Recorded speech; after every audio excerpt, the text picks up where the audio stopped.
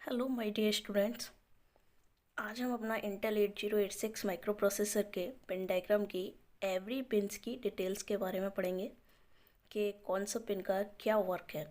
जैसा कि आपको डायग्राम में दिख रहा है, यह एक 14 पिन की dual in line package IC होती है और इसके बोथ साइड हमारा 20 पिन्स लगा कनेक्टेड रहता है। तो एवरी पिन्स का फंक्शन क्या है, कैसे वर्क कर रहा है, ये हम इसके बारे में जानेंगे। सबसे पहले हम पिन नंबर 16 से 2 तक एंड पिन नंबर 39, जैसा कि रेड मार्क किया हुआ है हमने पिन्स को, पिन नंबर 2 से लेके 16 तक जो हमारी पिन्स हैं, ये AD0 से AD14 तक की एंड पिन नंबर 39 AD15। हम पहले से जानते हैं हमारा 8086 माइक्रो प्रोसेसर कितने बिट का है। एक हमारा 16 बिट का माइक्रो प्रोसेसर है, अर्थात ये 16 बिट के डेटा की पैरेलल प्रोसेसिंग एक साथ कर सकता है। और इसमें जो एड्रेस बस है उसका साइज हमारा 20 बिट का है। तो जैसा हम देख रहे हैं, पिन नंबर 2 से लेके पिन नंबर 16 तक AD0 से AD14 और पिन नंबर 39 है हमारा AD15।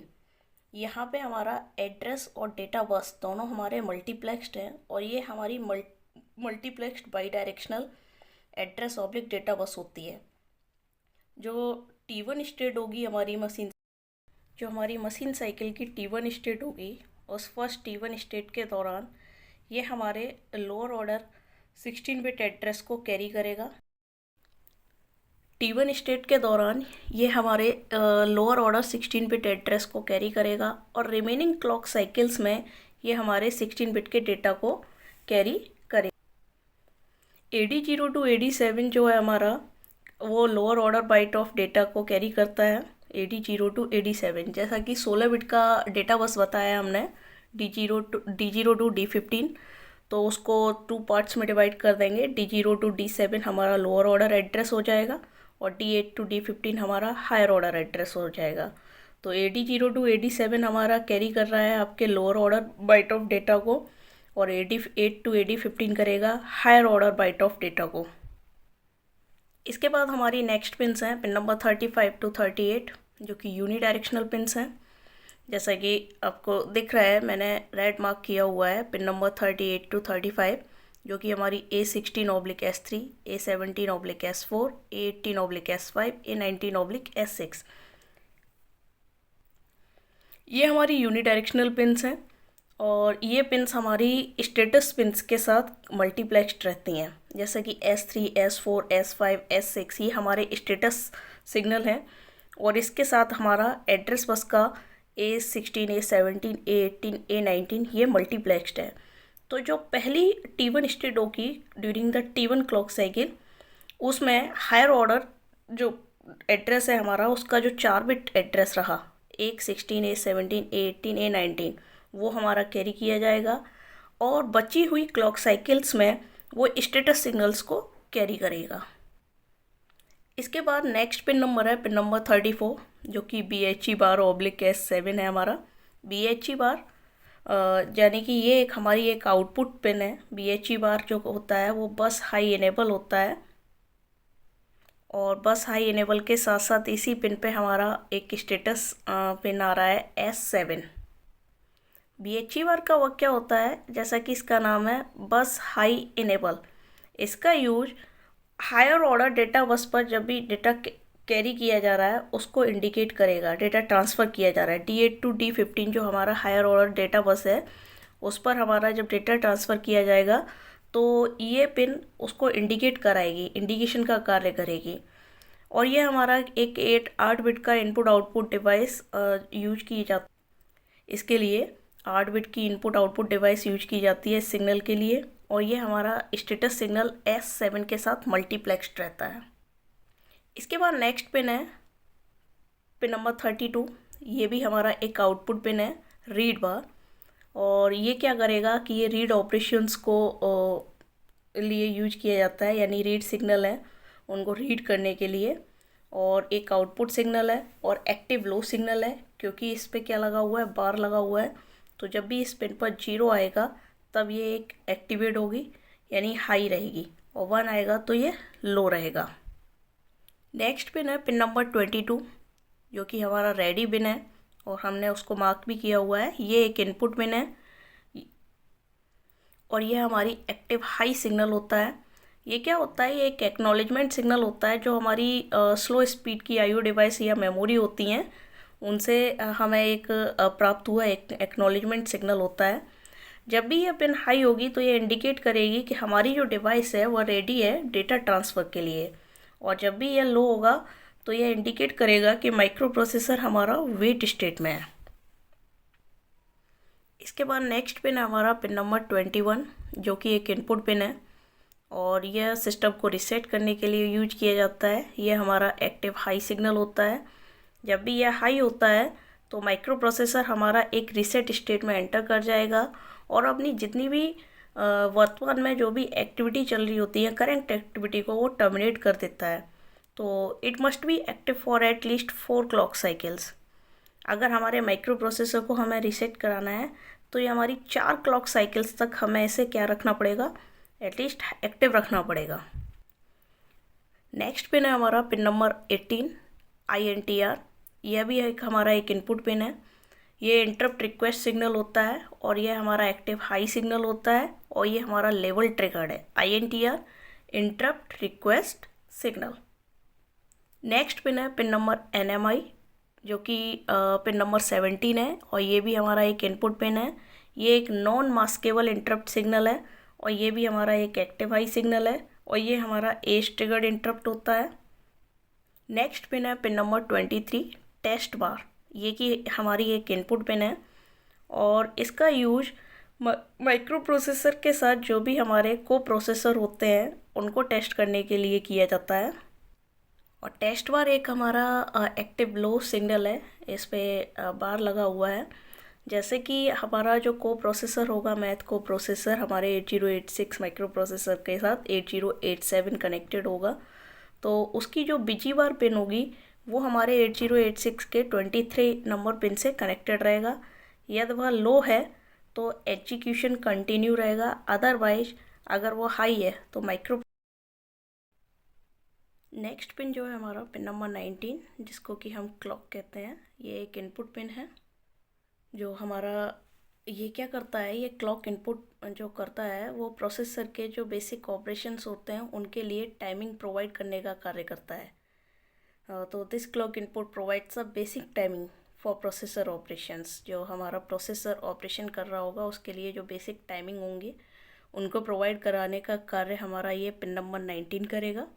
ये हमारा एक सिमेट्रिक स्क्वायर वेव होता है जिसकी ड्यूटी साइकिल हमारी 33% होती है और जो हमारा क्लॉक फ्रिक्वेंसी है, जो क्लॉक है हमारा, उसका डिफरेंट फ्रिक्वेंसी वर्जन अवेलेबल है, जैसा कि 5 megahertz, 8 megahertz and 10 megahertz. Next pin है हमारा पिन नंबर 40 एंड 20, जो कि हमारी VCC एंड VSS एक इनपुट पिन्स की तरह ही कार्य करते हैं। VCC is the power supply, यानी कि इसमें हमें +5 वोल्ट DC सप्लाई हमारा सप्लाइड होता है इस पिन के द्वारा, और VSS हमारा एक ग्राउंड पिन है। और ये हमारा VCC जो है पिन नंबर 40 है। VSS ग्राउंड के लिए हमारे 2 पिन है यहाँ पे, pin number 1 and pin number 20। Next pin है हमारा पिन नंबर 33। ये एक इनपुट पिन है और जैसा कि हम जानते हैं 8086 हमारा 2 मोड में कार्य करता है, एक होता है मिनिमम मोड और एक होता है मैक्सिमम मोड।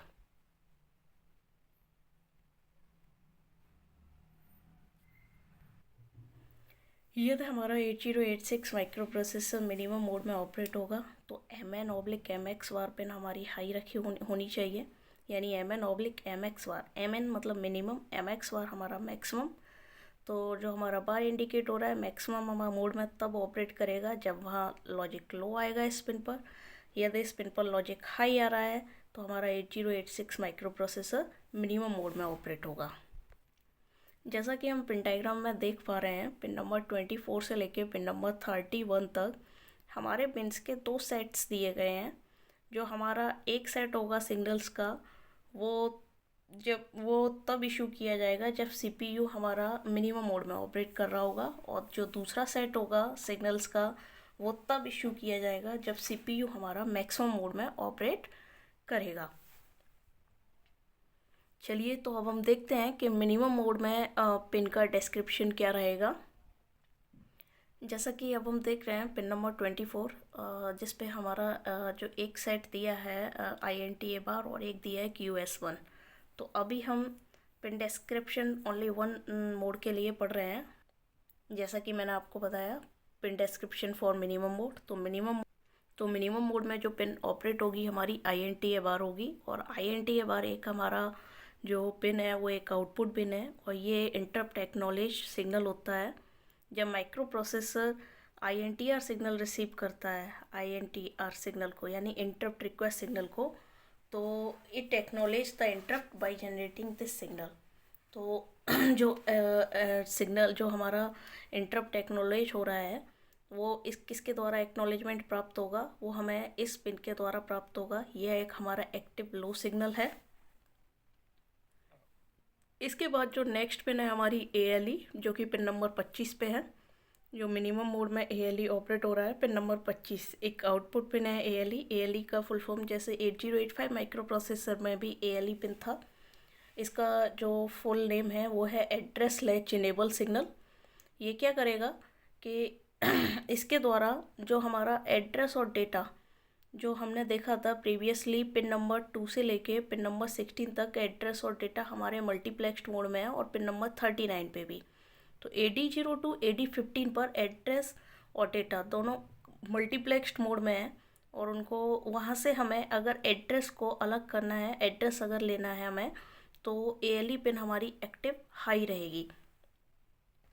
अर्थात इसके द्वारा एक वैलिड एड्रेस को एड्रेस बस पर अवेलेबल कराया जाता है और ये हमारा एक एक्टिव हाई सिग्नल है और remains high during T1 states, यानी T1 स्टेट्स के दौरान ये हमारा हाई रहेगा। और it is connected to enable pin of latch जो इनेबल पिन है उससे हमें इसे कनेक्ट करके रखना पड़ता है। उसके बाद नेक्स्ट पिन है हमारी DEN बार पिन नंबर 26। ये भी एक हमारी आउटपुट पिन है। ये क्या करती है, डेटा इनेबल सिग्नल है हमारा और इसका यूज जो हमारा ट्रांस रिसीवर कनेक्टेड होता है 8286 उसको इनेबल करने के लिए इसको यूज में लाया जाता है। ट्रांस रिसीवर का को क्यों यूज में किया जाता है, जो ट्रांस रिसीवर है हमारा वो हमारे एड्रेस ऑब्लिक डेटा बस से हमारे डेटा को सेपरेट कर देगा और ये एक हमारा एक्टिव लो सिग्नल होता है। नेक्स्ट पिन है पिन नंबर 27 जिस पर हमारा सिग्नल दिया है DT/R बार। DT/R बार ये भी एक हमारी आउटपुट पिन है और ये क्या करता है, data transmit oblique receive signal होता है हमारा। ये इसके द्वारा ये डिसाइड किया जाता है कि जो डेटा फ्लो की डायरेक्शन है वो क्या है थ्रू द ट्रांस रिसीवर के द्वारा जो डेटा फ्लो की डायरेक्शन है उसको निर्धारित करते हैं। अर्थात यदि सिग्नल इस पिन पर DT/R बार पर अगर ये हाई है, लॉजिक हाई प्राप्त हो रहा है, तो हमारा डेटा ट्रांसमिट आउट रहेगा और यदि इस पिन पर सिग्नल लो मिल रहा है तो हमारा डेटा रिसीव्ड इन रहेगा। नेक्स्ट पिन है पिन नंबर 28 जो कि M/IO बार। ये एक हमारी आउटपुट पिन है। M/IO बार का मीनिंग यानी ये हमने 8085 में भी पढ़ा है। M से मेमोरी, IO से इनपुट आउटपुट। तो इसके द्वारा ये डिसाइड किया जाता है इस पिन पर अगर लॉजिक हाई आएगा तो हमारा जो फैच हो रहा है डेटा वो मेमोरी से एक्सेस होगा, यानी मेमोरी से हमारा डेटा लिया जाएगा। और यदि इस पिन पर लॉजिक लो आएगा तो इससे ये डिसाइड होगा कि डेटा जो एक्सेस हो रहा है वो IO डिवाइस से एक्सेस हो रहा है। तो एक तरह से ये मेमोरी और IO device, input output device के बीच में डिफरेंस प्रदान करने के लिए यूज किया जाता है।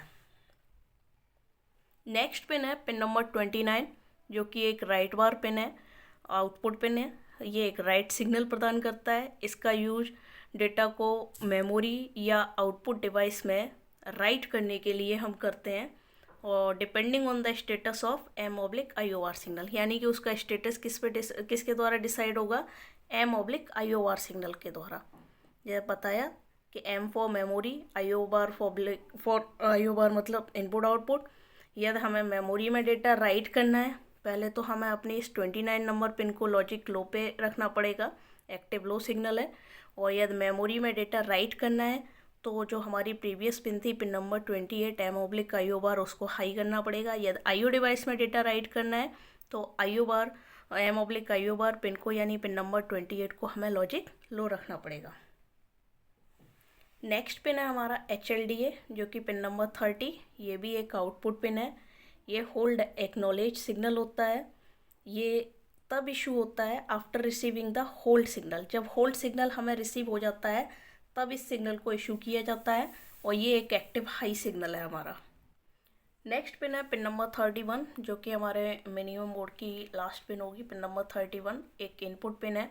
जब DMA कंट्रोलर को एड्रेस ऑब्लिक डेटा बस को यूज करने की आवश्यकता होती है तो उसके द्वारा एक रिक्वेस्ट सिग्नल इस पिन के माध्यम से CPU को भेजा जाता है और ये हमारा एक एक्टिव हाई सिग्नल है। और जब माइक्रो प्रोसेसर होल्ड सिग्नल प्राप्त कर लेता है तो वो एक HLDA सिग्नल DMA कंट्रोलर को भेजता है। DMA controller direct memory access controller होता है। अब हम जो नेक्स्ट पढ़ेंगे pin description for maximum mode. Maximum mode के लिए पिन डिस्क्रिप्शन पढ़ेंगे। सो प्लीज़ आप आगे कंटिन्यू करने के लिए आप सभी लोगों को सब्सक्राइब करना चाहिए चैनल और लाइक करना चाहिए और आपको आगे वीडियो कंटिन्यू